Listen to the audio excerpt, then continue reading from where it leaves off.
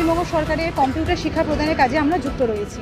আমাদের মানবিক সরকারের কাছে মুখ্যমন্ত্রীর কাছে একটাই আবেদন যে আমাদের 60 বছরের সরকারি সুনিশ্চয়তা করা হোক বা আমাদের 60 বছরের চাকরিটা প্রদান করা হোক। প্রথম থেকে পঞ্চম ফেজের তুলনায় আমরা একই কাজ করছি, কিন্তু আমাদের কোনো রকম সরকারি সুযোগ সুবিধা থেকে আমরা বঞ্চিত। আমাদের দিকটা একটু লক্ষ্য রাখুন। আমরা আর এই পারছি না, বেতন বৈষম্যের দুর্নীতি থেকে বঞ্চিত আছি। আর আমাদেরকে সরকারি সুযোগ সুবিধা থেকে যেন আমরা পাই আর সরকারি সুনিশ্চয়তা প্রদান করুন। মানবিক মুখ্যমন্ত্রীর কাছে একটাই আবেদন।